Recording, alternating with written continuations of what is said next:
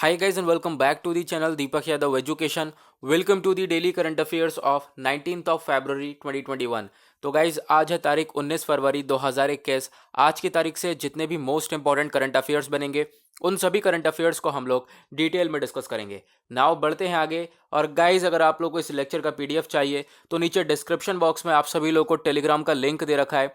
क्या करना है, आप लोगों को उस लिंक के ऊपर क्लिक करना है और जाकर उस टेलीग्राम चैनल को ज्वाइन करना है। और ज्वाइन करने से फायदा ये होगा कि आप लोग डेली बेसिस पे इस लेक्चर की पीडीएफ को डाउनलोड कर पाओगे। नाउ अभी तक आपने इस यूट्यूब चैनल को सब्सक्राइब नहीं किया है तो ऐसा रेड कलर का बटन आ रहा होगा नीचे की साइड, सबसे पहले इस चैनल को सब्सक्राइब कर लो। साथ ही साथ बेल आइकन प्रेस कर लेना ताकि आप कोई भी वीडियो का नोटिफिकेशन मिस ना कर पाओ। नाउ बढ़ते हैं आगे। यह है हमारा पहला आर्टिकल और काफ़ी इंपॉर्टेंट आर्टिकल है अगर हम देखें इंटरनेशनल रिलेशंस के पॉइंट ऑफ व्यू से। तो बात करी गई है यहाँ पर comprehensive economic cooperation and partnership agreement के बारे में। तो इंडिया और मॉरिशस के बीच में ये एग्रीमेंट साइन किया गया है। तो इस साइनिंग को पूरी तरह से अप्रूव किया यूनियन कैबिनेट ने। तो बात करेंगे इस एग्रीमेंट में क्या हुआ है, किस किस चीज़ के ऊपर इंडिया और मॉरिशस मिलकर काम करने वाले हैं। तो सबसे पहले CECPA इस एक्ट का नाम है। तो यूनियन कैबिनेट ने इसकी जो साइनिंग है उसको पूरी तरह से अप्रूव कर लिया है। नाउ एक बार हम लोग फिर से इसका नाम पूरी तरह से पढ़ ले रहे हैं। क्या फुल फॉर्म है इसकी फुल फॉर्म है comprehensive economic partnership cooperation and partnership agreement. तो ये एग्रीमेंट हुआ है इंडिया और मॉरिशस के बीच में। नाउ मॉरिशस की एग्जैक्ट लोकेशन ये है, आप लोग देख पाओगे। और इंडियन ओशन में इसकी लोकेशन है कहाँ पर, किसके पास है, ये मडागास्कर के पास में पड़ता है। ओके, नाउ यहाँ पे बात करी जा रही है कि जो ये एग्रीमेंट हुआ है इसके कुछ सेलिएंट फीचर्स हैं। वो कौन कौन से फीचर्स हैं इसके?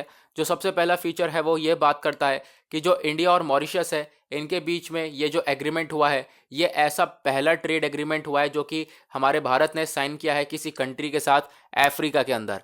तो इस तरीके का एग्रीमेंट पहली बार साइन हुआ है, ये याद रखना। सेकेंड पॉइंट क्या याद रखना है, जो एग्रीमेंट है इसके अंदर किस किस चीज़ को कवर करा गया है। सबसे पहले कि भाई जो गुड्स हैं उनका व्यापार होगा, ट्रेड इन गुड्स। दूसरा, रूल्स एंड रेगुलेशंस देखे जाएंगे। ट्रेड इन सर्विसेज यानी जो भी सर्विसेज हैं उनका भी व्यापार होगा। टेक्निकल बैरियर्स हो गए, सैनिटरी और फाइटो सैनिटरी डिस्प्यूट सेटलमेंट, कोई भी अगर विवाद हो जाता है दोनों के बीच में तो किस तरीके से उनको सेटल करा जाएगा, ये भी इस एग्रीमेंट के अंदर मैंशनड है।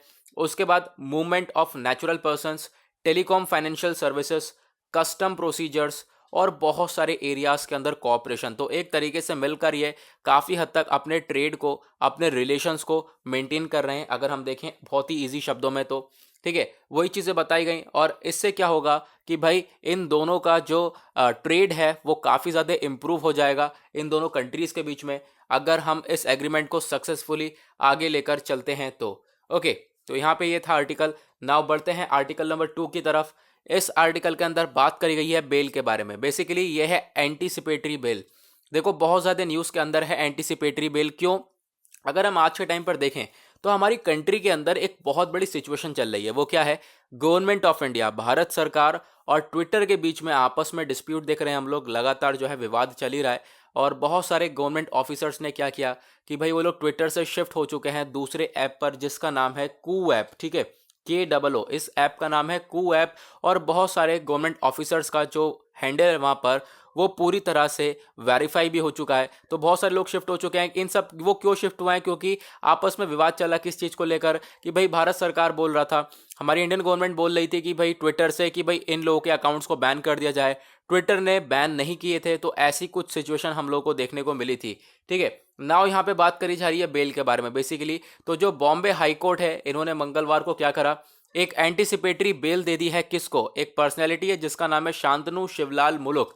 इन्होंने क्या करा, जो टूल किट केस के अंदर ये भी शामिल थे। टूल किट केस मैंने आप लोगों को बताया था द हिंदू न्यूज़पेपर एनालिसिस के अंदर कि भाई इसके अंदर क्या हुआ था कि भाई ग्रेटा थनबर्ग, ये आप देखोगे ग्रेटा थनबर्ग ये वाली पर्सनैलिटी जो है इन्होंने क्या करा था, ट्विटर पे अपना एक टूल किट शेयर किया। टूल किट मतलब कि एक डॉक्यूमेंट शेयर किया जिसके अंदर हमारे फार्मर प्रोटेस्ट को लेकर सारी चीज़ें मेंशन थी।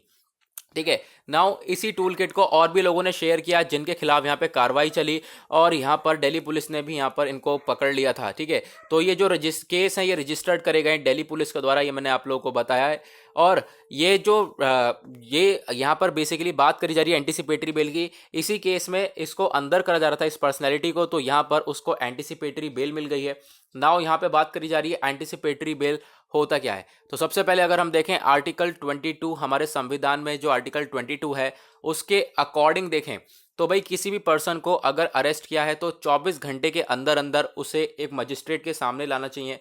ठीक है, लाना चाहिए नहीं, लाना पड़ता है। ठीक है, तो क्या होता है, मजिस्ट्रेट के पास लाना पड़ता है 24 घंटे के अंदर अंदर, ये हमारा आर्टिकल 22 बोलता है। उसके साथ साथ एक हमारे पास सेक्शन 56 है क्रिमिनल प्रोसीजर कोड का, सीआरपीसी का, ये बोलता है कि जो पर्सन जिसको भी अरेस्ट करा गया है वो 24 घंटे के अंदर उसके सामने यानी मजिस्ट्रेट के सामने लाना चाहिए। अगर नहीं ला पा रहे हो तो उसके पीछे कोई एक नेसेसरी रीजंस होना चाहिए। ठीक है, ये कोई अननेसेसरी रीजन ना हो, कोई अननेसेसरी डिले ना करा जाए। ठीक है, 24 घंटे के अंदर भाई तय हुआ है कि भाई खड़ा करना है सामने मजिस्ट्रेट के, तो सामने लाना पड़ेगा और इसके पीछे कोई अननेसेसरी डिले नहीं होना चाहिए, वो बेसिकली बताया। नाउ उसी को देखते हुए एक पर्सन ने, मतलब कि ये जो हमने डिस्कस किया, जिस पर्सन को एंटीसिपेटरी बिल मिला है इसने अप्लाई कर दिया एंटीसिपेटरी बिल के लिए। तो अब यहाँ पे एंटीसिपेटरी बिल का मतलब एक ही वर्ड से याद रखो, एक वर्ड के अंदर खत्म हो जाता है, ये प्री अरेस्ट बेल, यानी अरेस्ट करने से पहले एक बेल मिल जाती है, वो कोर्ट देता है। तो बॉम्बे हाई कोर्ट ने यही बेल दिया है, कौन सा, एंटीसिपेटरी बेल, यानी कि अरेस्ट करने से पहले एक छोटा सा बेल मिल जाता है। ओके, नाउ बढ़ते हैं आगे। यहाँ पर मे भी हमारा ये थर्ड आर्टिकल है, मुझे नहीं मालूम कौन सा थर्ड या सेकंड है। तो इसके अंदर बात करी गई है जुवेनाइल जस्टिस के बारे में। तो जुवेनाइल जस्टिस जो एक्ट 2015 का है, इसके अंदर चेंजेस लाने की बात करी जा रही है। तो जो यूनियन कैबिनेट है इन्होंने भाई अप्रूव किया, एक प्रोपोजल दिया गया था किसके द्वारा, ministry of women and child development के द्वारा, कि भाई इनके द्वारा बोला गया कि जो जुवेनाइल जस्टिस एक्ट है जिसको हम लोग जे बोलते हैं, ठीक है, जे। अब यहाँ पे अगर हम बात करें, ये जो एक्ट है, ये एक्ट बेसिकली है care and protection of children के लिए, यानी कि बच्चों की प्रोटेक्शन के लिए, बच्चों की केयर करने के लिए यहाँ पे एक्ट पूरी तरह से लाया गया है। इसी के ऊपर हमने आज का थंबनेल भी बना रखा है। तो बेसिकली बताया गया जो ये जुवेनाइल जस्टिस एक्ट है 2015 का, इसके अंदर बहुत सारी चीज़ें ऐसी हैं जो कि लूप होल्स हैं, कमियां हैं। नाउ इस एक्ट को हम लोगों को अमेंड करना पड़ेगा, इस एक्ट के अंदर चेंजेस लाने पड़ेंगे ताकि जो बच्चों की प्रोटेक्शन है, चाइल्ड प्रोटेक्शन है, उसको हम लोग बहुत ही ज़्यादा स्ट्रेंथन कर सकें, बहुत ज़्यादा मजबूत कर सकें और बच्चों को हर चीज़ से हम लोग प्रोटेक्ट कर सकें। तो एक बहुत बड़ा स्टेप हो जाएगा। ओके, और इस अमेंडमेंट में सबसे बड़ी चीज़ देखने को मिलेगी वो है ऑथराइजिंग डिस्ट्रिक्ट मजिस्ट्रेट, यानी डिस्ट्रिक्ट मजिस्ट्रेट का बहुत बड़ा रोल है इस अमेंडमेंट के अंदर। तो उसको भी ये चीज़ें देखनी पड़ेंगी, देन उसके बाद ही हम लोग इसके अंदर अमेंडमेंट कर पाएंगे। और अमेंडमेंट करना आज के टाइम पर बहुत ज़्यादा ज़रूरी भी है अगर हमें बच्चों को एक केयर प्रोटेक्शन देनी है तो। नाउ आर्टिकल नंबर 4 की तरफ बढ़ते हैं। बात करी जा रही है वाटर ट्रीटमेंट प्लांट, ये लगाया जा रहा है अरुविकर में। तो अरुविकर यहाँ पे हम डिस्कस करेंगे इसके बारे में, ये कहाँ पर है। तो अरुविकर जो है केरला के अंदर है।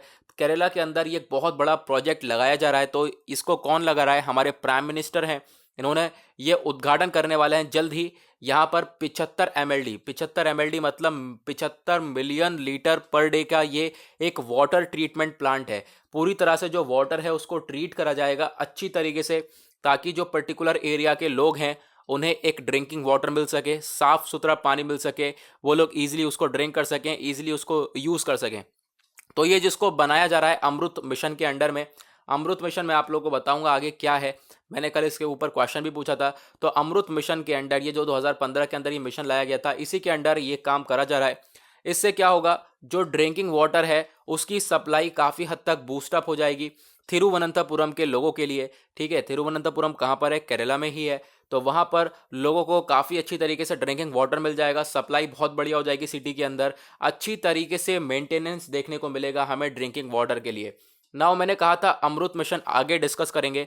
तो इसकी फुल फॉर्म है Atal mission for rejuvenation and urban transformation, यानी कि पूरी तरह से ट्रांसफॉर्म करना, जो भी अर्बन एरियाज हैं उनको रिज्यूविनेट करना, वापस से जीवित करना। तो ये एक मिशन लाया गया था, इसको लॉन्च करा गया था 2015 के अंदर। इसका एम, मेन मकसद ये था कि वाटर की सप्लाई हो सभी जगह पर अच्छी तरीके से, अर्बन ट्रांसपोर्ट काफ़ी बढ़िया चले, जो पार्क्स वगैरह हैं वो अच्छी तरीके से इंप्रूव कर सके हम लोग, लोगों की बेसिकली यहाँ पर मतलब क्या है, लोगों की क्वालिटी ऑफ लाइफ को इंप्रूव करा जाए, लोगों का जो रहना सहना है, उनका जीवन है, उसको काफ़ी अच्छी तरीके से हम लोग इंप्रूव कर पाएँ। उसी के लिए इस मिशन को हम लोगों ने लॉन्च किया था 2015 के अंदर। ओके, ना उसके बाद नेक्स्ट आर्टिकल बात करता है यहाँ पे। Next article smart roads project के बारे में है। तो जो प्राइम मिनिस्टर है हमारे, वो जल्द ही इसका नींव रखने वाले हैं इस प्रोजेक्ट की, स्मार्ट रोड प्रोजेक्ट। यहाँ पर रोड्स बनाई जाने वाली हैं बहुत ही स्मार्टली, जो कि वर्ल्ड के अंदर काउंट होगी। और ये रोड होने वाली है थिरुवनंतपुरम केरला के अंदर। तो डिस्कस करेंगे थोड़ा सा डिटेल में। तो ये जो प्रोजेक्ट है इसको बनाया जा रहा है, लगभग इसमें कॉस्ट लग रही है 427 करोड़ रुपए की। 427 करोड़ रुपीस लग रहे हैं यहाँ पर। और इसमें फोकस ये करा जा रहा है कि भाई 37 किलोमीटर तक, 37 किलोमीटर्स तक जो रोड है थिरुवनंतपुरम के अंदर, इसको एक वर्ल्ड क्लास रोड बनाया जाएगा। यानी कि पूरे दुनिया में जैसे टॉप क्लास की रोड्स होती हैं उसको डेवलप करा जाएगा, इस तरीके से कन्वर्ट कर देंगे हम लोग वर्ल्ड क्लास टॉप रोड के अंदर। और उसे बहुत ही शानदार तरीके से इंप्रूव करेंगे, खूब पैसा लगाकर। यहाँ पे आप जैसे देख सकते हो 427 करोड़ लगाए जा रहे हैं। अब बेसिकली ये जो प्रोजेक्ट है इसका मेन मकसद ये है कि भाई जो अर्बन रोड्स है उनका डेवलपमेंट हो जाए, स्मार्ट रोड्स बना दिया जाए उन्हें। और साथ ही साथ जैसे कि रोड है, रोड के अंदर पैदल चलने वालों का रास्ता अलग हो, footpath, safe pathways, junction improvement करा जाएगा, जो नालियाँ वगैरह होती हैं उन्हें अच्छी तरीके से बनाया जाएगा, इलेक्ट्रिसिटी वायर अंडरग्राउंड से डाले जाएंगे। तो ये सारी चीज़ें अच्छी तरीके से प्रॉपरली फॉलो अप करके हम लोग इस स्मार्ट रोड को बनाएंगे। उसके बाद साथ ही साथ रोड के किनारे आसपास लोगों के बैठने बैठने का इंतजाम भी अच्छी तरीके से होगा। यानी कि वर्ल्ड टॉप क्लास की रोड बनाने की पूरी पूरी बात करी जा रही है इस पर्टिकुलर एक्ट के अंदर, ठीक है, इस पर्टिकुलर प्लान, ये प्रोजेक्ट जो है उसके अंदर। उसके बाद नेक्स्ट आर्टिकल बात करता है integrated command and control centre के बारे में। अगेन ये केरला के अंदर एक और इम्प्रूवमेंट है, केरला के अंदर एक और डेवलपमेंट है अगर आप कह सकते हो। तो जो प्राइम मिनिस्टर हैं वो इसकी नींव रखने वाले हैं, एक सेंटर खोलेंगे वहाँ पर। वो कौन सा सेंटर होगा? Integrated command and control centre. ये ओपन होगा तिरुवनंतपुरम केरला के अंदर, पूरी तरह से चीज़ों को ये कंट्रोल करेगा। जो ये प्रोजेक्ट है इसमें लगाने वाले हैं 94 करोड़। और इसको जो सेटअप करा जा रहा है इसका मेन मकसद है कि भाई स्मार्टली सारी चीज़ों का सॉल्यूशन निकाला जा सके थिरुवनंतपुरम म्यूनिसिपल कॉरपोरेशन के लिए। और यहाँ पे एक ये जो बहुत ही अच्छे तरीके से इमरजेंसी सिचुएशन के लिए काम करेगा। ये जो कंट्रोल रूम है, ये कंट्रोल रूम एक सिंगल पॉइंट की तरह काम करेंगे, मिलकर सभी जगह पर एक्शन लिया जाएगा, डिसीजन मेकिंग का काम करेंगे, किस तरीके से डिसीजन लिया जा सकता है, ठीक है। बहुत सारी एजेंसीज होंगी जैसे कि police, civil supplies, revenue, health, fire fighting, इन सब चीज़ों को अच्छी तरीके से लेकर चला जाने वाला है इस पर्टिकुलर प्रोजेक्ट के अंदर। नाउ उसके बाद आगे आते हैं नेक्स्ट आर्टिकल की तरफ। बात करी जा रही है कासारगोड़ सोलर पावर प्रोजेक्ट के बारे में। तो जो अगेन ये केरला के अंदर एक और डेवलपमेंट, जो प्राइम मिनिस्टर हैं वो प्राइम मिनिस्टर हमारे जो डेडिकेट करेंगे हमारे नेशन को 50 मेगावाट का कासारगोड़ सोलर पावर प्रोजेक्ट, ये केरला के अंदर लगाया जाएगा। इस तरीके से जो है ये सोलर पावर, सोलर एनर्जी से हम लोग सोलर एनर्जी को अच्छी तरीके से उसको यूज़ कर पाएंगे। नाउ ये जो प्रोजेक्ट है इसको डेवलप करा जा रहा है under the national solar energy mission. Okay, इस मिशन के अंडर में इसको डेवलप कर रहे हैं। इसको सेटअप करा गया है, लगभग 250 एकड़ की ज़मीन पर सेटअप करा गया है। और जो कासारगोड़ है उसमें बहुत सारे आप कह सकते हो कि विलेजेस से गांव पड़ते हैं, जैसे कि पाइवालाइक, मींजा, चिप्पर। तो इन सभी गांव के अंदर इस प्रोजेक्ट को पूरी तरह से फैला दिया गया है। और अगर हम बात करें इसको बिल्ड कब करा जा रहा है, सेंट्रल गवर्नमेंट की इन्वेस्टमेंट के साथ। जो सेंट्रल गवर्नमेंट है, केंद्र सरकार, इसके अंदर इन्वेस्टमेंट कर रही है लगभग 280 करोड़ रुपए का। तो यहाँ पर इस तरीके से हम लोग चीज़ों को लेकर चल रहे हैं। नव आज का लास्ट आर्टिकल, इसके बारे में हमने कल के द हिंदू न्यूज़पेपर एनालिसिस में भी डिस्कस किया था, कुछ ज़्यादा खास है नहीं, मैं आपको एक छोटा सा ओवरव्यू दे देता हूँ। बात करी जा रही है पीएलआई स्कीम के बारे में। पीएलआई की फुल फॉर्म है प्रोडक्शन लिंक्ड स्कीम। यानी कि जो टेलीकॉम सेक्टर्स हैं, ये जो टेलीकॉम इंडस्ट्री है, इसके अंदर हम क्या करने वाले हैं, अपनी कंट्री के अंदर चीज़ों को प्रोड्यूस करेंगे, अपनी कंट्री के अंदर चीज़ों को ये मेंटेन करके चलेंगे। यानी टेलीकॉम सेक्टर पर काम करने वाले हम अपनी खुद की कंट्री के अंदर ही सारी चीज़ें डोमेस्टिकली मैन्युफैक्चर करेंगे, जितने भी टेलीकॉम इक्विपमेंट्स है। इससे क्या होगा कि भाई हमारी कंट्री का जो आत्मनिर्भर भारत का मिशन है वो भी फॉलो अप होगा। और दूसरी तरफ फ़ायदा ये मिलेगा कि हमारे पास हम खुद अगर डोमेस्टिकली अगर मैन्युफैक्चर करेंगे तो हम लोग दूसरी कंट्रीज़ को एक्सपोर्ट कर सकते हैं और उससे भी रेवेन्यू जनरेट कर सकते हैं। ओके, तो गाइज इसी के साथ होता है आज का हमारा डेली करंट अफेयर के वीडियो का एनालिसिस पूरी तरह से समाप्त। आई होप आप लोगों को सारी चीज़ें क्लियर हो गई होंगी। नाउ यहाँ पे एक और बहुत बड़ी अनाउंसमेंट है, वो क्या है कि हम लोग कल से अपना एक एमसीक्यू का वीडियो लेकर आया करेंगे मॉर्निंग में। तो सुबह 4 बजे एक एमसीक्यू का वीडियो आया करेगा डेली बेसिस पे। कल से आएगा वो सुबह 4 बजे एक एमसीक्यू का वीडियो, देन उसके बाद 5:30 बजे डेली करंट अफेयर का वीडियो जो कि आप लोग देख रहे हो एज इट इज़, और फिर उसके बाद 6:30 बजे द हिंदू न्यूज़पेपर एनालिसिस। तो ये चैनल हो चुका है कंप्लीट। कल से हम फोकस करेंगे और कोशिश करेंगे जो करंट अफेयर हैं, जो एमसीक्यूज़ वाले होंगे, उसे हिंदी प्लस इंग्लिश दोनों में लेकर चलें। ओके। और गाइज अभी तक आपने इस यूट्यूब चैनल को सब्सक्राइब नहीं किया है तो नीचे रेड कलर का बटन आ रहा होगा, सबसे पहले इस चैनल को सब्सक्राइब कर लो, साथ ही साथ बेल आइकन प्रेस कर लेना ताकि आप कोई भी वीडियो का नोटिफिकेशन मिस ना कर पाओ। नाउ मिलते हैं आप लोगों से नेक्स्ट वीडियो में। आज के लिए bye bye, have a nice day.